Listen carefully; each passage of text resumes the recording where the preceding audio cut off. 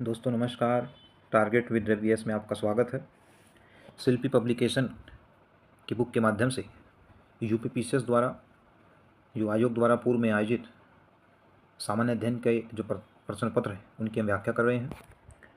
इस क्रम में अब तक हम 1995 से 2000 तक के प्रश्न हल कर चुके हैं। उन्हें आप वीडियो में जाकर के देख सकते हैं।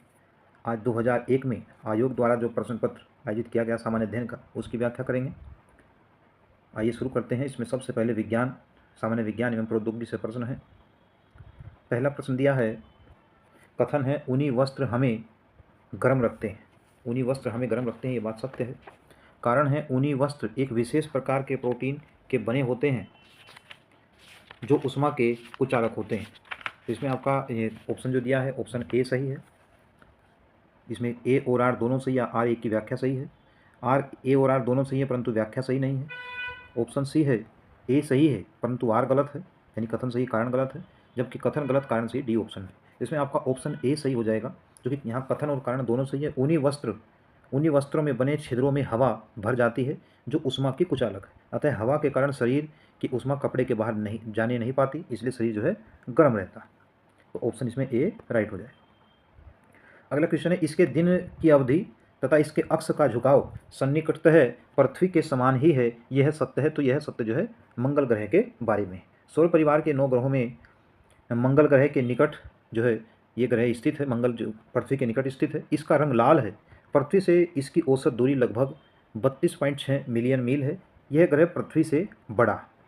तो ये भी जो आजकल जो प्रश्न पूछने का जो ट्रेंड है आयोग का, उसमें कंसेप्चुअल क्वेश्चन, कथन निष्कर्ष जो है ज़्यादा प्रश्न पूछे जा रहे हैं। उसके हिसाब से पूछा जाता है पृथ्वी जो है, मंगल जो है पृथ्वी से बड़ा ग्रह है। तो इसमें ऑप्शन ये सही हो जाएगा, पृथ्वी जो है, जो मंगल है वो पृथ्वी से बड़ा ग्रह है। तो ऑप्शन इसमें डी आपका सही हो जाएगा। इसके अक्ष का झुकाव जो है पृथ्वी के समान है। अगला क्वेश्चन है क्वेश्चन नंबर 3, आकाशगंगा वर्गीकृत की गई है। तो आकाशगंगा आकाश में तारों के समूह को मिलाकर रास्ते की तरह आकृति दिखाई देती है, जो आकाशगंगा कहलाती है। इसमें लाखों तारामंडल और कई सौरमंडल स्थित है।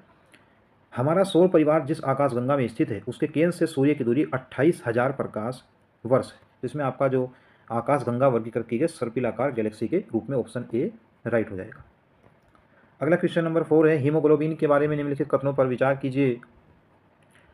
इसमें लोहा होता है, ये सही है। यह रक्त में ऑक्सीजन का वाहक है, ये भी कथन सही है। यह रक्त को लाल रंग प्रदान करता है, यह भी सही है। यह कुछ रोगों के प्रति रक्षा जो है प्रतिरक्षा प्रदान करता है। तो इसमें यह जो है ऑप्शन बी जो है, इसमें आपका ऑप्शन बी राइट हो जाएगा। इसमें कथन जो चौथा है वो गलत हो जाएगा, क्योंकि हीमोग्लोबिन का कार्य शरीर में ऑक्सीजन का वहन करना होता है, न कि रोगों से प्रतिरक्षा करना। इसके लिए WBC जो श्वेत रक्त कण होते हैं वह प्रतिरक्षा के लिए होते हैं।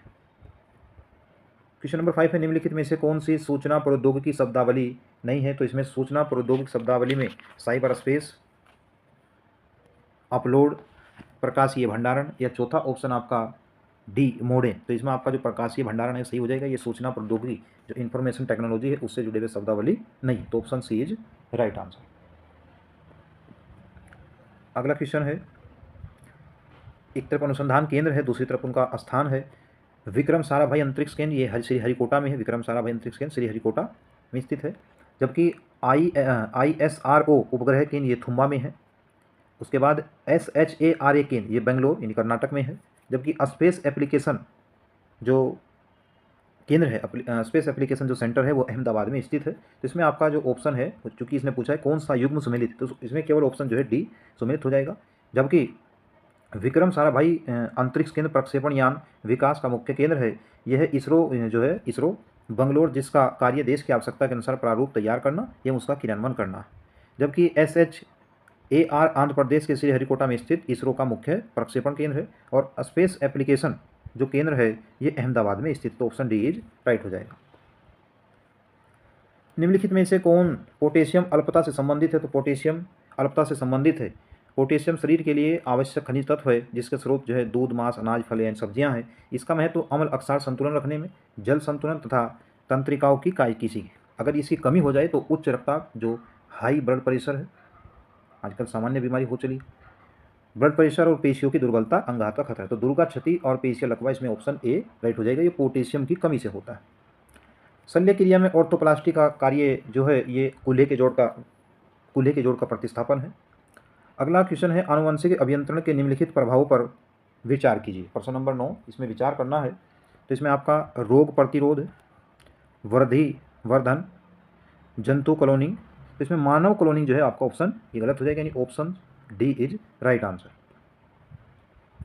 व्याख्या में दिया है आनुवंशिक अभियंत्रण में रोग प्रतिरोध, जीन क्लोनिंग या वृद्धि वर्धन के क्षेत्र में अनेक उपलब्धियां प्राप्त हुई है। जंतु क्लोनिंग के द्वारा अभी हाल ही में डोली नामक मेमना पैदा किया गया, ये उस समय की बात है। मानव क्लोनिंग पर भी अमेरिका में अनुसंधान जारी था, लेकिन उसकी भयावह स्थिति को देखते हुए सरकार के द्वारा उस पर रोक लगा दी गई थी। सूर्य की ऊर्जा उत्पन्न होती है नाभिकीय संलयन के द्वारा, जिसमें जो दो हल्के नाभिक संयुक्त होकर के एक भारी नाभिक का निर्माण करते। तो सूर्य की ऊर्जा का स्रोत जो है नाभिकीय संलयन है, ना कि नाभिकीय विखंडन, क्योंकि नाभिकीय विखंडन में जो है भारी नाभिक जो है हल्के नाभिकों में टूटता है।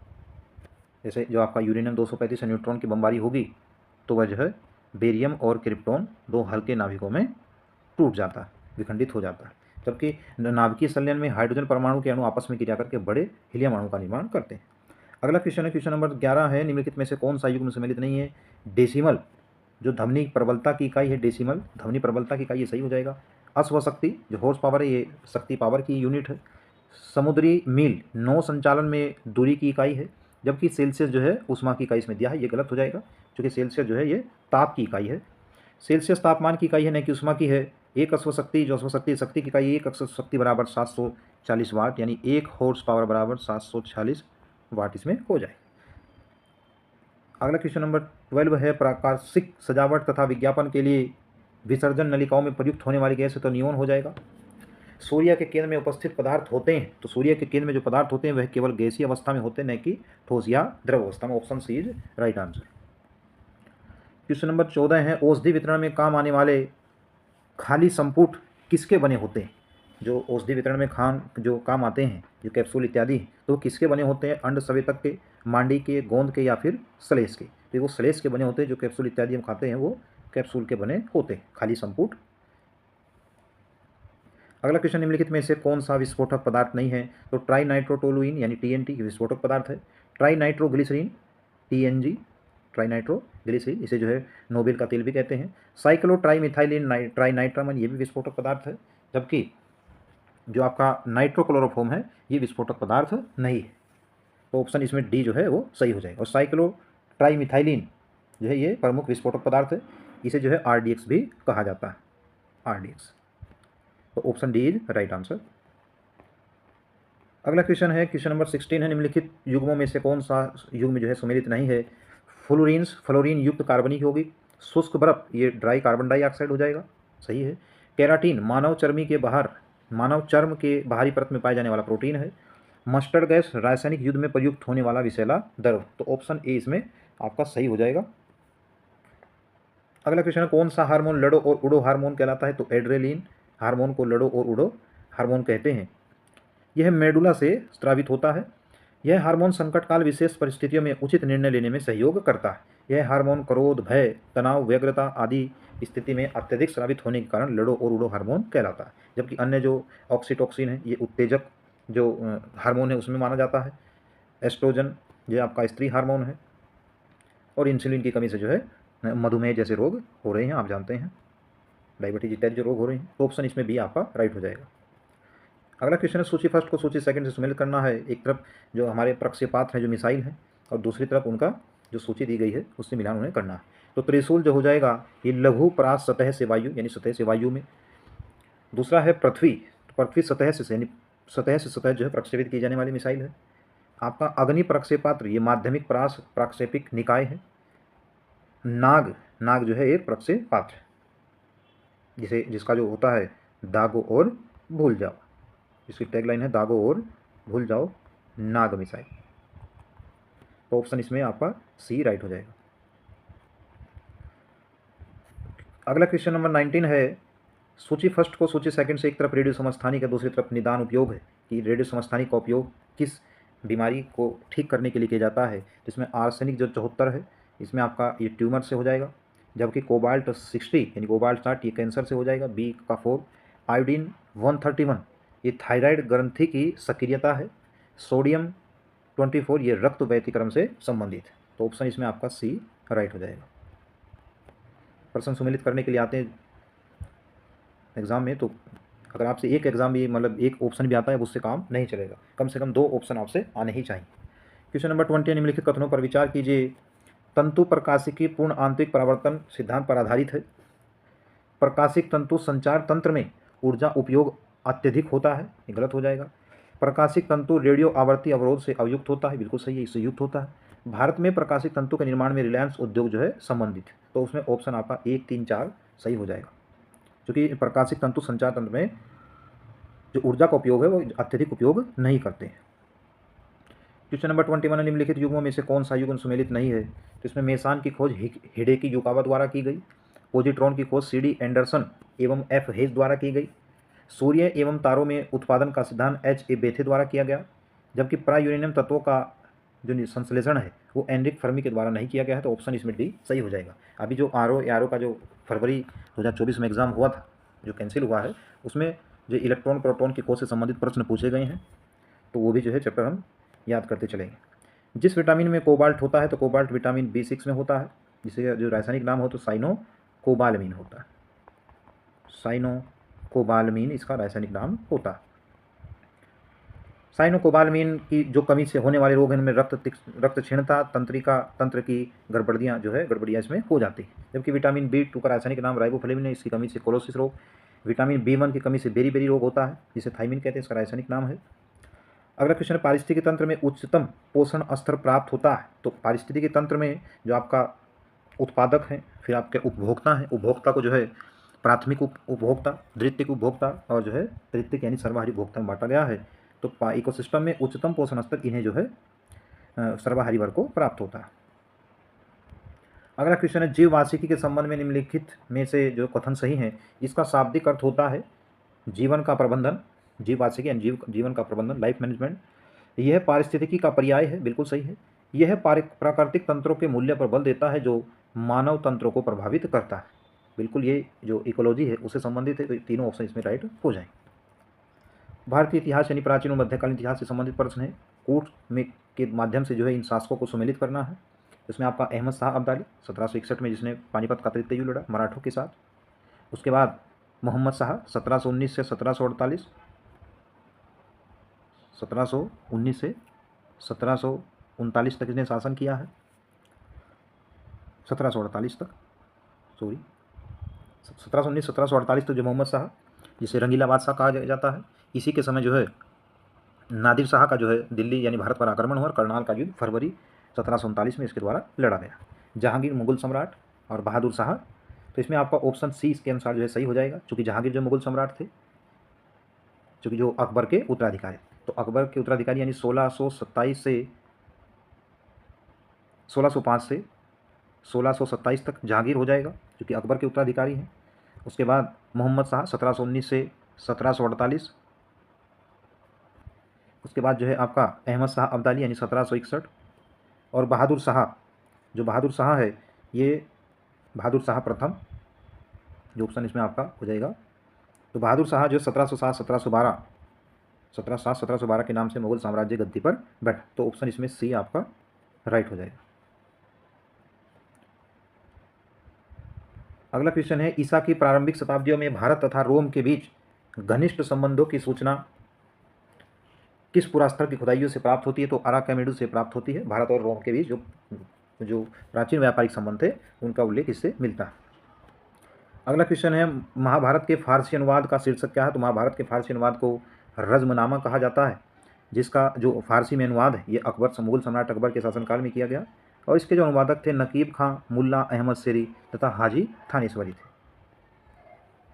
सल्तनत काल की 2 प्रमुख मुद्राओं के नाम, तो जीतल और टका हो जाएगा, जीतल और टका, ऑप्शन डी। इल्तुतमिश के द्वारा जो है ये शुरू किया गया, तो दिल्ली सल्तनत का वास्तविक संस्थापक। अगला क्वेश्चन है, दिल्ली के लाल किले में मोती मस्जिद का निर्माण किया गया, तो दिल्ली के लाल किले में मोती मस्जिद का निर्माण जो है, तो इसमें आपका औरंगजेब जो है ऑप्शन डी जो है सही हो जाएगा। मोती मस्जिद का निर्माण जो लाल किले में औरंगजेब के द्वारा कराया गया था। अगला प्रश्न है, निम्नलिखित मुगल बादशाह में से किसने अपनी आत्मकथा फारसी में लिखी? तो बाबर के द्वारा जो है अपनी आत्मकथा तुर्की भाषा में लिखी गई, बाबर नामा। उसके बाद जो है अकबर। जहांगीर के द्वारा जो अपनी आत्मकथा है तुजुक ए जहांगीरी, वह फारसी भाषा में लिखी गई। इसमें अपने अपने जो आत्मविवरण है उसमें 17 वर्षों का जो इतिहास वो लिखा गया है। हालांकि वह इसे पूरी नहीं कर पाए, तो इसका जो इतिहासकार है जहांगीर के समय मुतबिद खां, उनके द्वारा इसे पूरा किया गया था। तो ऑप्शन सी इसमें राइट हो जाएगा। अगला क्वेश्चन, सिकंदर की भारत में सफलता के निम्न कारण थे। पहला कारण है, ऑप्शन दिया है, भारत में तब कोई केंद्रीय सत्ता नहीं थी। दूसरा है, इसमें उसकी जो सेना थी वो श्रेष्ठ प्रकार की थी। तीसरा ऑप्शन है, उसको देशद्रोही भारतीय शासकों का सहयोग मिला तथा वह एक अच्छा प्रशासक था। तो ऑप्शन इसमें 1, 2, 3 सही हो जाएगा, क्योंकि वह एक अच्छा प्रशासक था। 326 में मैसेडोनिया के छत्रक फिलिप द्वितीय के पुत्र, इनके पिता का जो नाम जो है वो फिलिप सेकंड था, के पुत्र सिकंदर ने भारत पर आक्रमण किया। उसकी भारत में सफलता के जो है अनेक कारण थे। उसमें आपके जो केंद्रीय सत्ता का अभाव था, उसकी सेना जो है एक श्रेष्ठ प्रकार की थी, और जो देशद्रोही जो यहाँ के जो स्थानीय शासक थे उनके द्वारा भी सहयोग से किया था। हालांकि पोरस के द्वारा सिकंदर का कड़ा प्रतिरोध किया गया, लेकिन फिर जो स्थानीय जो नेता थे, जो शासक थे, उन्होंने सिकंदर का साथ दिया। तो इसमें आपका ऑप्शन डी जो है राइट हो जाएगा। निम्नलिखित सूफियों में से कृष्ण को ओलिया के रूप में मानता है, तो शाह मोहम्मद गोस जो है इन्होंने माना है कृष्ण को ओलिया के रूप में। मुगलों ने नवरोज का त्यौहार लिया, मुगलों ने नवरोज का त्यौहार जो है पारसियों से लिया है।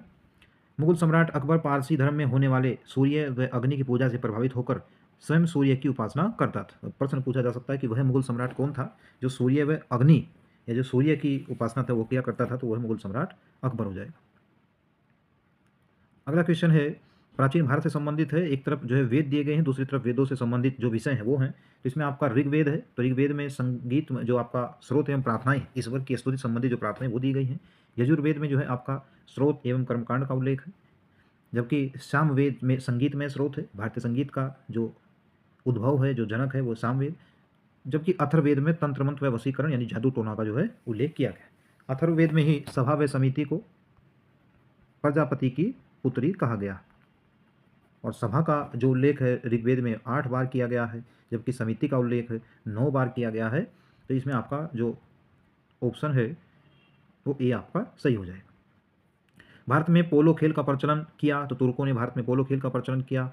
इसमें 1210 में जो गुलाम वंश का संस्थापक जो पहला शासक था कुतुबुद्दीन ऐबक, इसकी जो है पोलो खेलते समय घोड़े से गिर करके मृत्यु हो गई थी। तो भारत में पोलो खेल का आगमन जो है एक ऐतिहासिक प्रमाण तुर्कों से मिलता है। पहाड़ी काटकर एलोरा के विश्वविख्यात कैलाश मंदिर का निर्माण किसके द्वारा किया गया, तो राष्ट्रकूट शासकों के द्वारा। राष्ट्रकूट शासक जो है कृष्ण प्रथम के द्वारा एलोरा के विश्वविख्यात कैलाश मंदिर का निर्माण जो है किया गया था।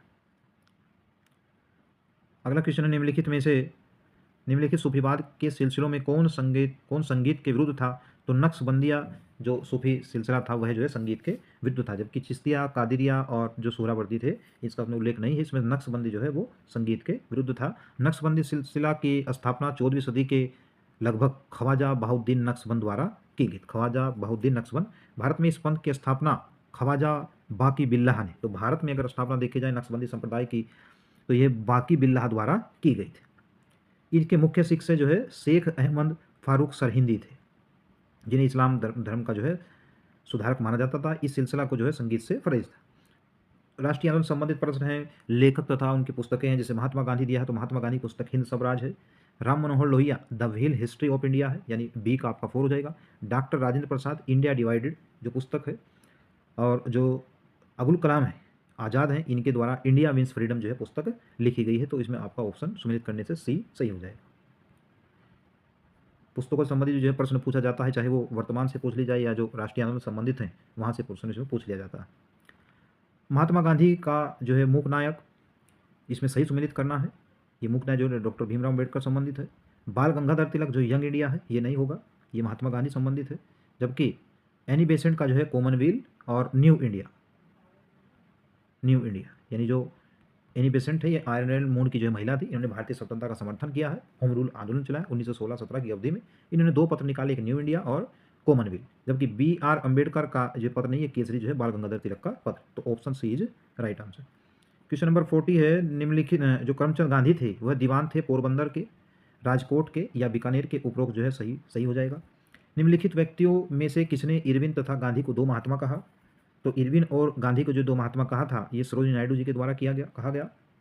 स्वतंत्र भारत में किसी प्रांत की, किसी राज्य की पहली महिला राज्यपाल जो है सरोजिनी नायडू उत्तर प्रदेश की पहली राज्यपाल थी और महिला राज्यपाल भी थी। 5 मार्च 1931 को गांधी इरविन समझौते पर जो हस्ताक्षर हुए थे, उसी दौरान इस समझौते को जो है गांधी इरविन समझौता कहा गया। सरोजिनी नायडू ने इन्हें जो है दो महात्मा की उपाधि दी थी। अगला क्वेश्चन है, भारत में अंग्रेजों के समय प्रथम जनगणना हुई। तो भारत में अंग्रेजों के समय प्रथम जनगणना लॉर्ड मेयो के समय जो है हुई थी 1872 में, जबकि अस्थायी रूप से जो है कार्य लॉर्ड रिपन के समय 1881 में शुरू किया गया।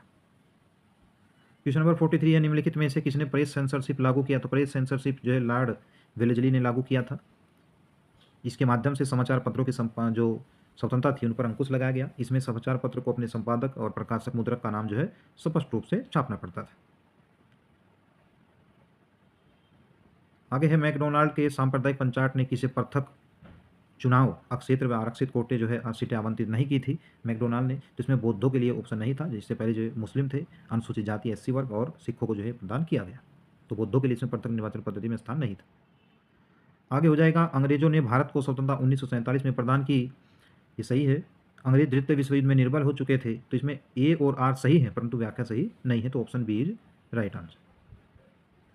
अगला क्वेश्चन है, INA मानसिक पुत्र था, यानी किसके दिमाग की उपज थी, तो ये किसका विचार था। तो इसमें ऑप्शन आपका डी सही हो जाएगा। एक आपका ज्ञानी प्रीतम सिंह और मेजर आइची फ्यूजीवारा का जो है ये उनके मन की सोच थी, उनका विचार।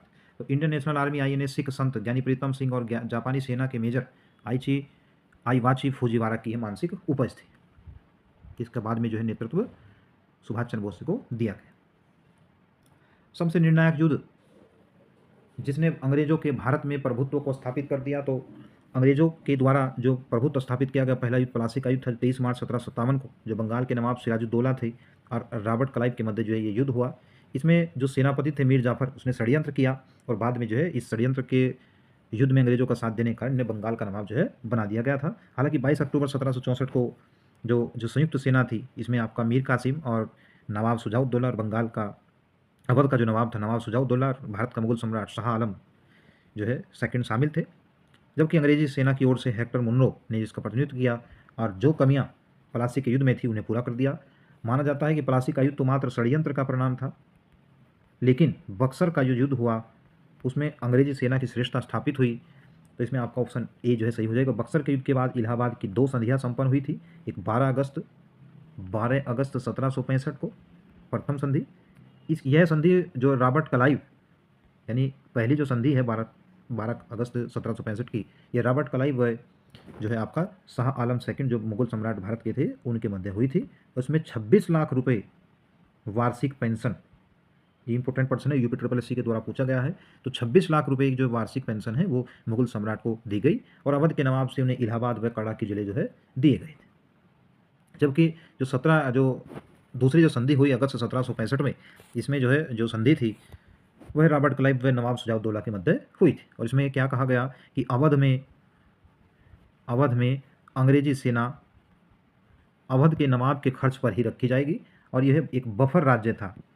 अंग्रेजों के लिए अवध जो है एक बफर राज्य था, ताकि उन्हें जो है मराठा आक्रमण का जो भय था उससे जो है बचाव में अवध की भूमिका सराहनीय थी। हालांकि 1856 में जेम्स आउटरम की रिपोर्ट में कुप्रशासन का आरोप लगा करके जो है अवध का विलय ब्रिटिश राज्य में कर दिया गया। तो ऑप्शन इसमें ए आपका राइट हो जाएगा।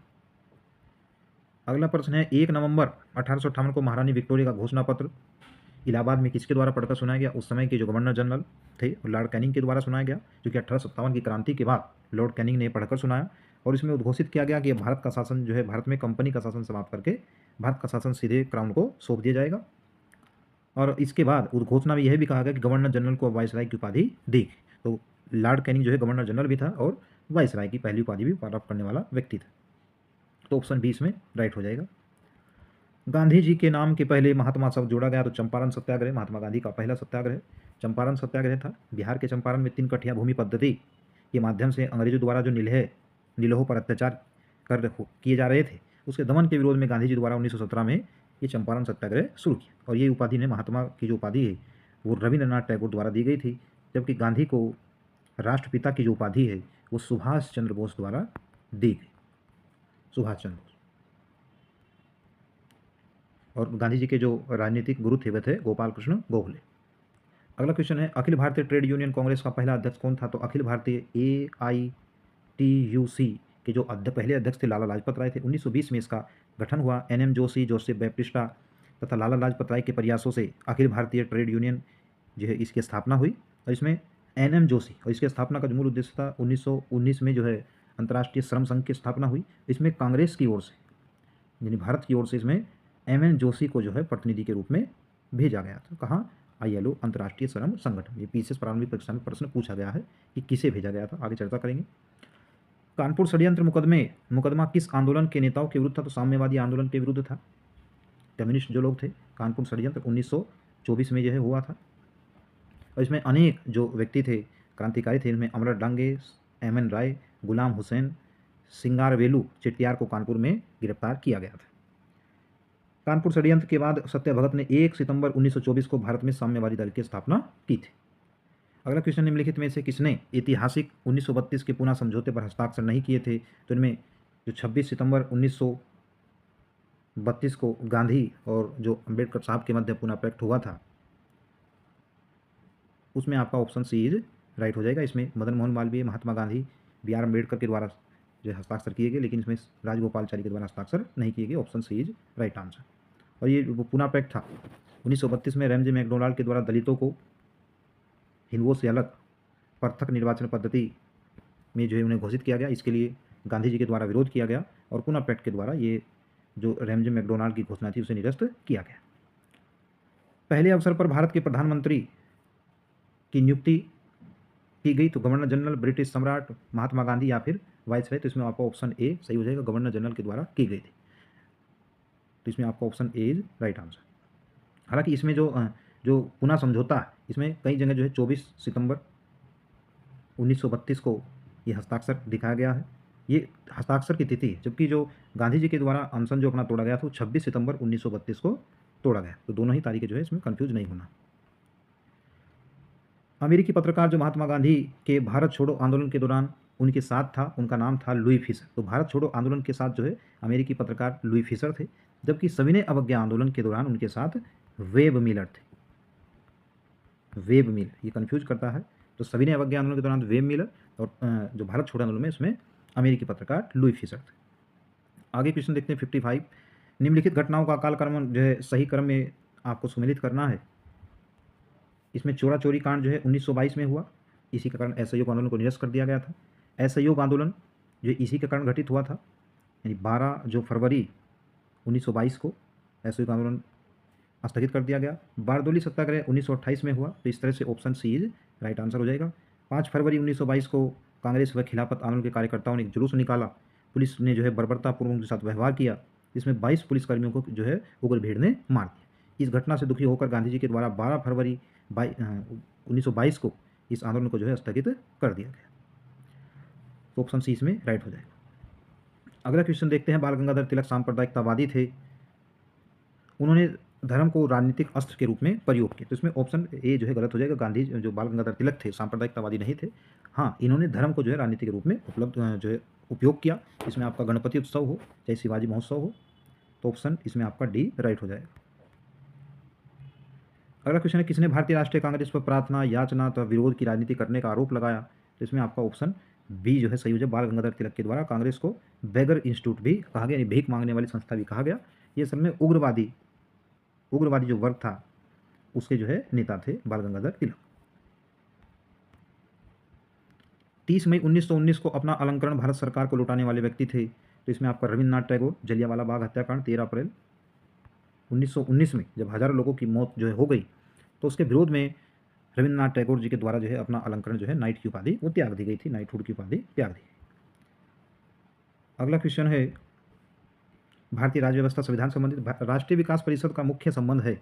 तो राष्ट्रीय विकास परिषद का मुख्य संबंध जो है पंचवर्षीय योजनाओं के अनुमोदन है। इसकी स्थापना 6 अगस्त 1952 को की गई। इसका मुख्य जो कार्य था केंद्र तथा राज्यों के मध्य योजना के माध्यम से धन वितरण का अनुमोदन करना है। अगला क्वेश्चन है, भारतीय संविधान की प्रस्तावना में प्रयुक्त समाजवाद शब्द को निम्नलिखित किस अनुच्छेद के साथ मिलकर पढ़ने से सुप्रीम कोर्ट को समान कार्य के लिए समान वेतन का मौलिक अधिकार परिभाषित करने की शक्ति प्राप्त हुई है? इसमें आपका अनुच्छेद 14 यानी विधि के समक्ष समानता, अनुच्छेद 15 तथा 16 को एक साथ पढ़ने से जो है ये संभव हो पाएगा। अगला क्वेश्चन है, कैबिनेट मिशन योजना के अंतर्गत संविधान निर्मात्री परिषद में प्रत्येक प्रांत को आवंटित सदस्य संख्या निर्धारित करने के लिए प्रतिनिधि संख्या कितनी, जनसंख्या कितनी, 10 लाख थी। इस पर हमने चर्चा किया है। क्वेश्चन नंबर 62, भारतीय संविधान का कौन सा अनुच्छेद संवैधानिक विवाद में सर्वोच्च न्यायालय के अपीलीय क्षेत्राधिकार संबंधित होगा? तो इसमें आपका अनुच्छेद 134A को मिलाकर 133 के साथ पढ़ना। भारतीय संविधान के अनुच्छेद 132 से 134 में यह व्यवस्था की गई है जिसके तहत संवैधानिक विवादों का सर्वोच्च न्यायालय को अपील का अधिकार जो है प्राप्त है। ऑप्शन डी इसमें राइट हो जाएगा। अगला क्वेश्चन, निम्न में से कौन राज्य सूची में है? तो रेलवे, पुलिस, निगम कर, जनगणना, आर्थिक सामाजिक नियोजन। तो आर्थिक सामाजिक नियोजन समवर्ती सूची का विषय है, जबकि जनगणना संघ सूची का विषय है। निगमीय कर जो है ये आपका संघ सूची से संबंधित है, जबकि रेलवे, पुलिस जो है राज्य सूची का जो है विषय है। तो ऑप्शन ए इसमें राइट हो जाएगा। सूची फर्स्ट को सूची सेकंड से सुमेलित करना, एक तरफ अनुच्छेद दिया है, दूसरी तरफ उसका विषय है। तो जो अनुच्छेद 40 है, नीति निर्देशक तत्वों के माध्यम ग्राम पंचायत का गठन है। 41 ये काम करने का अधिकार है। समान नागरिक संहिता जो है आपका सी में जो है समान नागरिक अनुच्छेद 44 में है। अनुच्छेद 48 हो जाएगा, कृषि एवं पशुपालन का गठन। इसमें आपका ऑप्शन ए राइट हो जाएगा। और अभी जो वर्तमान में जो हमारे देश में गोवा राज्य में जो पहले से ही कॉमन सिविल कोड लागू है गोवा में, जबकि उत्तराखंड राज्य स्वतंत्रता के बाद जो है इसे लागू करने वाला पहला राज्य हो जाएगा। उसके द्वारा जो है विधेयक प्रस्तुत उसे जो है अनुमति दे दी गई, यानी प्रस्तावित कर दिया गया। अगला क्वेश्चन है क्वेश्चन नंबर 65, राज्य सरकार लोकसभा के नियम 184 के अंतर्गत वाद विवाद पसंद नहीं करती। इस नियम में वाद विवाद के साथ साथ मतदान का भी जो है प्रावधान है। तो ऑप्शन ए इसमें राइट हो जाएगा। कथन कारण सही है तथा व्याख्या भी सही है। भारत में विश्व के भूगोल संबंधित प्रश्न हैं, एक तरफ दर्रे दिए हैं, दूसरी तरफ राज्य दिए हैं। शिव किला दर्रा आपका हिमाचल प्रदेश में हो जाएगा। लिपुलेख दर्रा जो है ये उत्तराखंड राज्य में है। लिपुलेख, नीति, माना इत्यादि जो दर्रे हैं ये उत्तराखंड राज्य में है। नाथुला ये सिक्किम में हो जाएगा, जबकि जोजिला जो है ये कश्मीर राज्य में हो जाए। तो ऑप्शन बी इसमें राइट। अभी हम आर के लिए जो भी इस तरह के प्रश्न पूछे गए हैं उनसे संबंधित ट्रिक के माध्यम से वो भी ला रहे हैं, क्योंकि एग्जाम अभी तक तो जो है दिसंबर माह में प्रस्तावित है। अगला प्रश्न है, निम्न में कौन धौलाधर श्रेणी क्षेत्र की प्रमुख जनजाति है? तो गद्दी जनजाति हो जाएगा। धौलाधर श्रेणी की प्रमुख जनजाति जो है गद्दी है, जबकि अबोर जनजाति का संबंध आसाम राज्य से है। थारू जो है उत्तर प्रदेश राज्य में पाई जाती है। लेप्चा सिक्किम की प्रमुख जनजाति है। निम्नलिखित में से कौन राज्य भारत में अभ्रक का सबसे प्रमुख उत्पादक है? तो अभ्रक की खानों के लिए बिहार का हजारीबाग जो है विश्व प्रसिद्ध है, लेकिन बिहार से अलग राज्य झारखंड बना नवंबर 2000 को, वह जो है अब अभ्रक का उत्पादन लगभग 45% करता है पूरे भारत के उत्पादन का। नेपानगर जिस उद्योग के लिए प्रसिद्ध है? तो अखबारी कागज, यानी ऑप्शन आपका डी इसमें सही हो जाएगा। अखबारी कागज के लिए प्रसिद्ध है। 1955 में नेपानगर मध्य प्रदेश में स्थापित किया गया। अगला क्वेश्चन, निम्नलिखित में से कौन सा नगर राष्ट्रीय राजमार्ग जो है 3 से नहीं जुड़ा है? तो इसमें भोपाल से ही हो जाएगा। अगला क्वेश्चन है क्वेश्चन नंबर 99। क्वेश्चन नंबर 99 है, एक ऑप्शन में वन का प्रकार है उष्णकटिबंधीय आर्द्र पर्णपाती वन, तो ये आपका तराई क्षेत्र से हो जाएगा। उसके बाद उष्णकटिबंधीय शुष्क पर्णपाती वन ये आपका मध्य गंगा के मैदान में। उसके बाद एल्पाइन वन ये अरुणाचल प्रदेश में होगा। उष्णकटिबंधीय सदाबहार वन ये शहादी यानी पश्चिमी घाट पर जो है सदाबहार वन मिलते हैं। जो आर्द्र पर्णपाती वन है ये शिवालिक जो पहाड़ियाँ हैं उनसे नीचे जैसे आएंगे तो आपको भाबर का मैदान मिलेगा। और उत्तराखंड के कुछ क्षेत्र तथा उत्तर प्रदेश के जो जनपद सहारनपुर से कुशीनगर तक, अगर उत्तर प्रदेश की बात करें तो सहारनपुर से कुशीनगर तक जो है तराई का क्षेत्र जो है इसमें उष्णकटिबंधीय आर्द्र पर्णपाती वन मिलते हैं। ऑप्शन ए राइट हो जाएगा। अगला प्रश्न है, ऑप्शन एक तरफ सूची है उसे उद्योग है, दूसरी तरफ उत्पादक केंद्र है।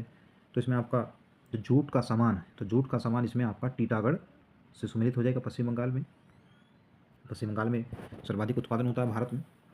रेशम वस्त्र ये जो है आपका रेशमी वस्त्र बेंगलोर कर्नाटक में मिलेंगे। ऊनी वस्त्र ये जो है लुधियाना पंजाब में मिलेंगे। और ऊनी कालीन जो है वो भदोही उत्तर प्रदेश में मिले। तो भदोही उत्तर प्रदेश जो है ऊनी कालीन के लिए प्रसिद्ध है। ऑप्शन 20 में राइट हो जाएगा। Option B is right answer. अगला क्वेश्चन है, एक तरफ राज्य है दूसरी तरफ अणु शक्ति केंद्र दिया है। तो गुजरात, कर्नाटक, राजस्थान तथा उत्तर प्रदेश। तो उत्तर प्रदेश में जो है नरोरा हो जाएगा। कर्नाटक में आपका कैगा हो जाएगा। रावत भाटा आपका राजस्थान से और काकरापार गुजरात से हो जाएगा। तो option C is right answer. अगला क्वेश्चन देखते हैं, कथन है तटीय गुजरात को औद्योगिक कार्यशाला कहा जाता है। इसमें कपड़ा, वस्त्र, औषधीय, पेट्रोल, रसायन की बहुत सी औद्योगिक इकाइयाँ जो है पाई जाती हैं। तो इसमें कथन और कारण दोनों सही हो जाएगा और व्याख्या भी इसकी सही। तो option A is right answer.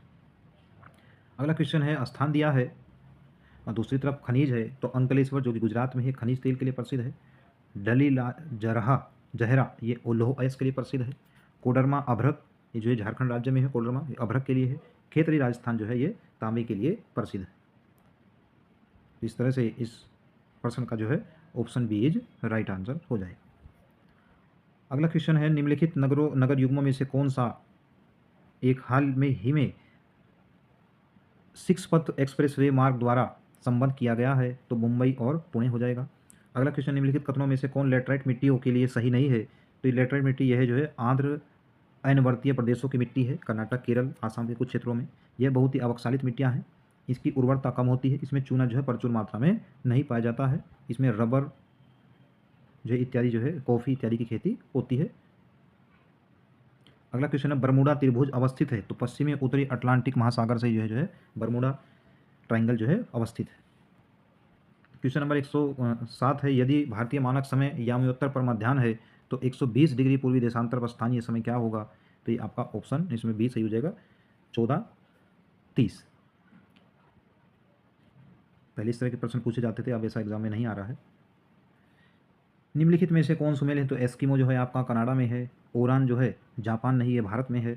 Lapse जो है ये कनाडा की जनजाति है, जबकि गोंड जो है भारत की जनजाति। तो ऑप्शन इसमें राइट हो जाएगा। कोसाधारी जो वन है, जो कोणधारी वन है, इन्हें कोसाधारी भी कहा जाता है। वो कहाँ नहीं पाए जाते? तो ये स्कैंडिनेविया में पाए जाते हैं, फिनलैंड, यूरोपीय देशों में। और नॉर्थ अमेरिका जो कॉन्टिनेंट है उसमें कनाडा में पाए जाते हैं। अमेजोनिया में ये जो है नहीं पाए जाते। चूँकि कोसाधारी वन साइबेरिया बर्फीले क्षेत्रों में पाए जाते हैं। इसमें कनाडा, स्वीडन, फिनलैंड, नॉर्वे, उत्तरी अमेरिका, यूरेशिया देशों में जो है क्षेत्रों में पाए जाते हैं। तो ऑप्शन ए इसमें राइट हो जाएगा। अगला प्रश्न है, एक तरफ राज्य है, एक तरफ देश है, या दूसरी तरफ उसकी राजधानी दी गई है।